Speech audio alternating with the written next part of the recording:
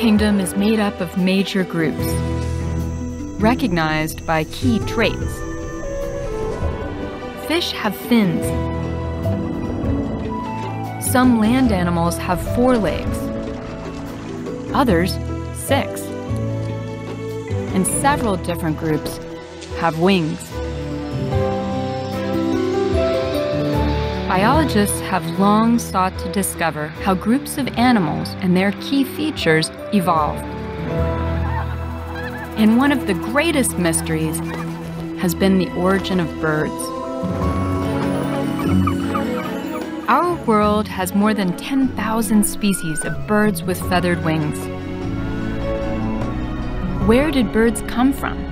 And how did wings and feathers first arise? To find out, scientists have scoured the fossil record. And they have uncovered surprising twists in the evolution of birds from their flightless ancestors. In the past 30 years, we've found a treasure trove of new fossil discoveries. They've made the origin of birds one of the best documented transitions in the history of life.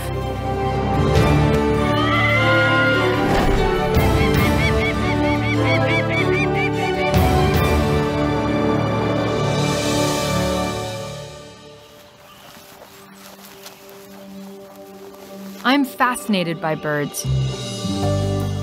And as a paleontologist, I've spent my career chasing their evolutionary origins in the fossil record. Above all else, what makes birds unique are their wings. They're made of feathers that are stiff yet flexible. And bird wings are even more remarkable than airplane wings because they can flap, which allows them to maneuver rapidly and ultimately defy gravity. The quest to understand the origin of birds and other animals began in earnest over 150 years ago. When Charles Darwin wrote The Origin of Species, he argued that every major group of animals evolved from a pre-existing one. He predicted that we would find fossils with features that linked one major group to another. In fact, he staked his theory of evolution on the existence of these intermediates. But no fossils were yet known that reveal these transitions. Then, just 2 years later, a marvelous creature was unearthed from a limestone quarry in Germany. The 150-million-year-old fossil named Archaeopteryx rocked the scientific world. This Archaeopteryx fossil is truly remarkable. It preserves in fine detail feathers along the wing, just like those we see in living birds, and feathers along the tail. But the bony features tell a very different story.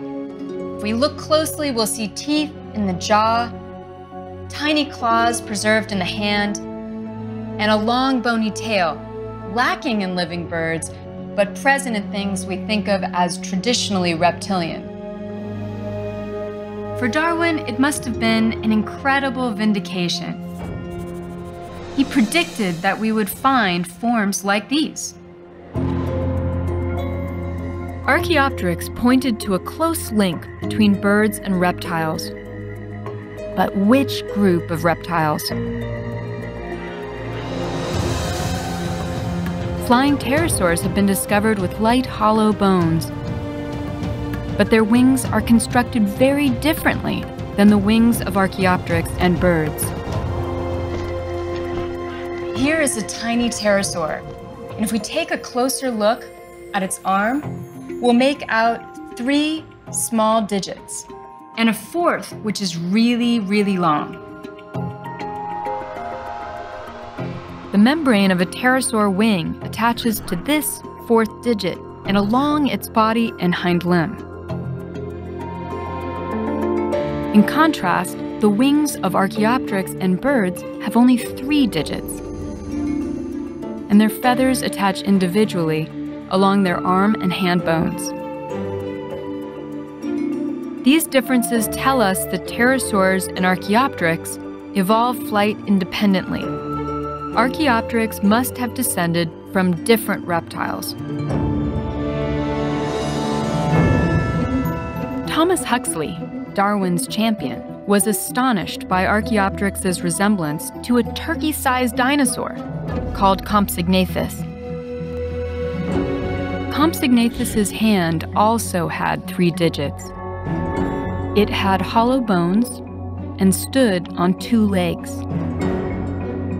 Similarities like these led Huxley to propose that birds are related to the branch of reptiles called dinosaurs. But other scientists questioned this conclusion. Birds appeared so different from dinosaurs, and some characteristic features of birds, like wishbones, seemed to be missing in dinosaurs, but were present in other reptiles. We found an articulated foot. When paleontologist Jack Horner began his career, few thought that birds could have come from dinosaurs. So Jack, why was it so hard to believe that birds and dinosaurs were related? Most of the dinosaurs that the public knew about were really big. Like, you know, this is a shoulder blade of a sauropod, and sauropods were gigantic. Scientists thought that dinosaurs were cold-blooded and slow-moving, like other reptiles. People couldn't imagine dinosaurs being agile and hopping around. They look at these big giant things and they lumber. There's no way to relate them to birds.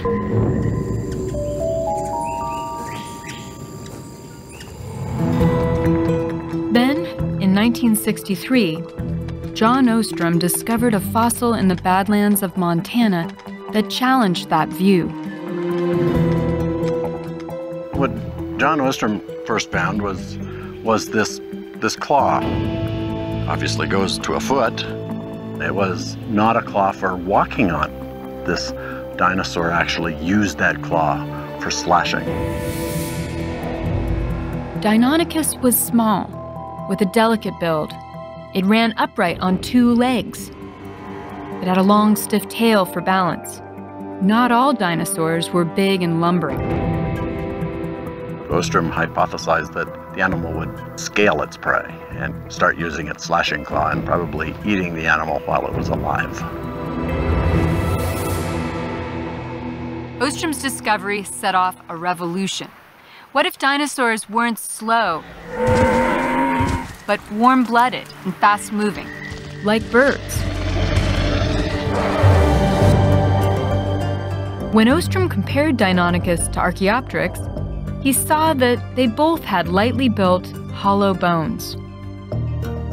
And they shared even more features, including long arms and similar hip and shoulder bones. Ostrom concluded that birds did descend from dinosaurs, as Huxley had argued. Not from lumbering sauropods, but from another lineage called theropods that walked on 2 legs and included T-Rex and agile predators like Deinonychus.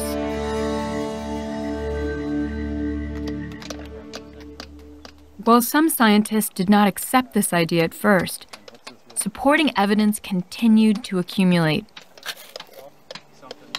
including the discovery that theropods had a feature of birds not previously found: a wishbone.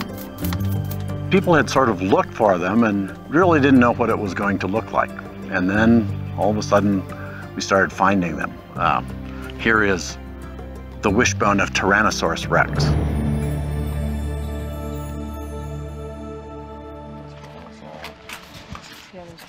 When scientists analyzed the skeletons of theropods in birds, they found too many similarities for any explanation but common ancestry.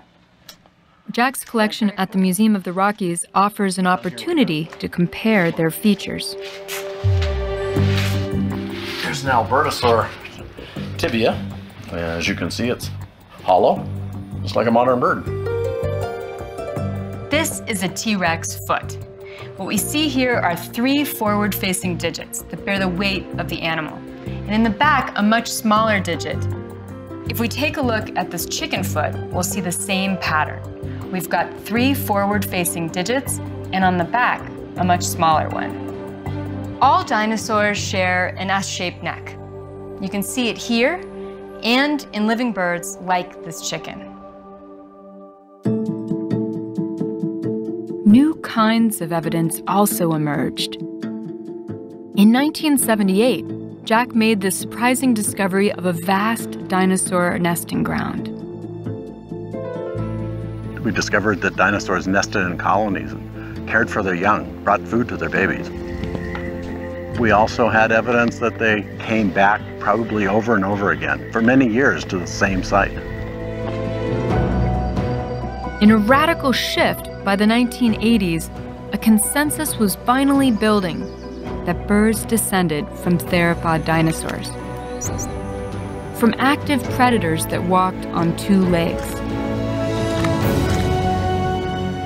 But scientists were about to discover the most startling evidence of all.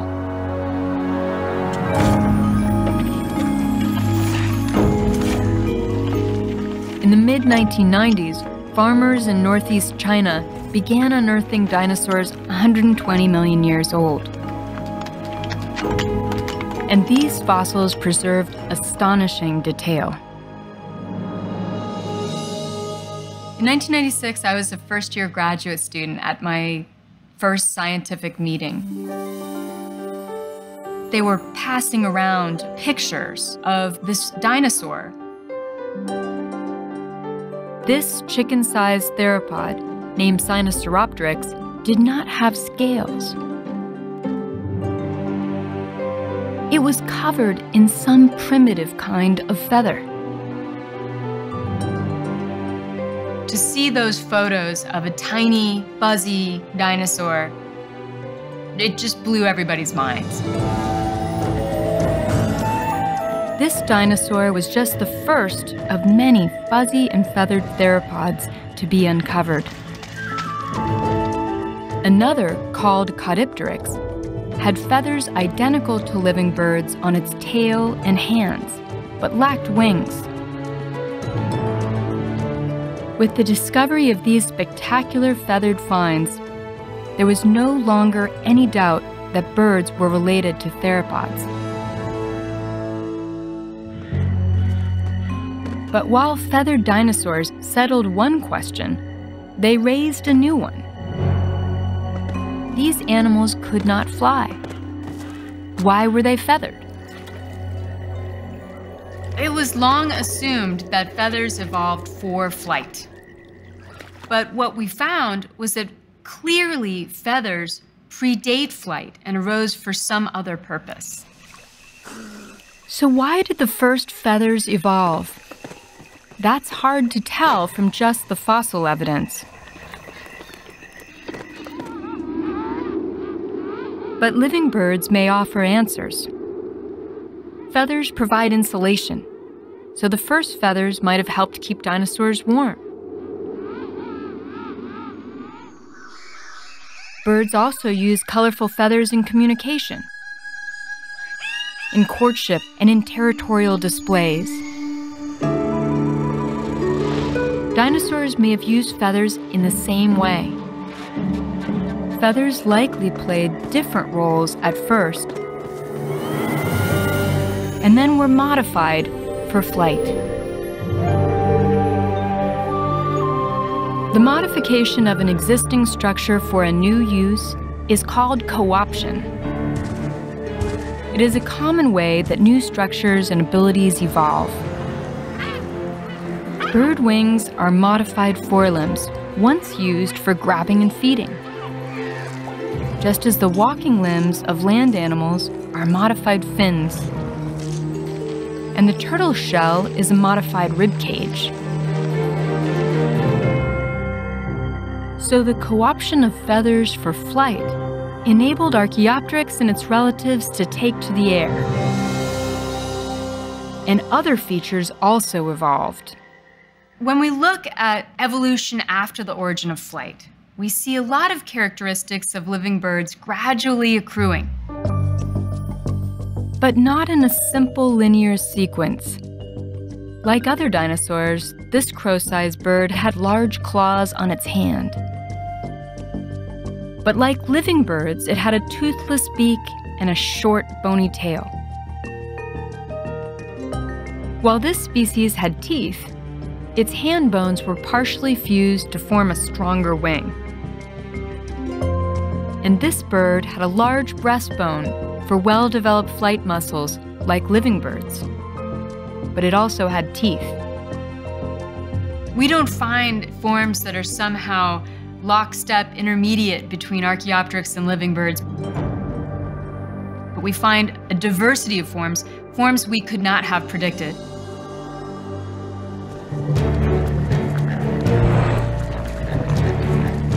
For tens of millions of years, an assortment of scaly dinosaurs, feathered dinosaurs, and many types of birds lived together. Then, 66 million years ago, almost all of these creatures died out. A 6-mile-wide asteroid slammed into the planet and triggered a global mass extinction.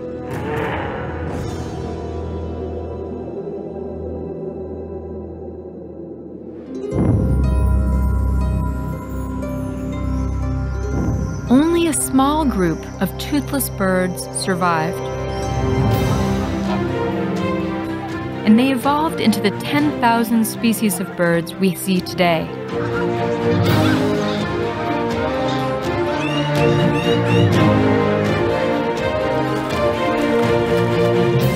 We once might have said that the dinosaurs all died out. But now we know that living birds are a lineage of theropod dinosaurs in the same way that we are a lineage of primates. Have dinosaurs gone extinct? Absolutely not. We separate dinosaurs into two groups now. The non-avian dinosaurs, fortunately, have gone extinct. And the avian dinosaurs are still alive, making it a beautiful world. Dinosaurs are still with us. We just call them birds.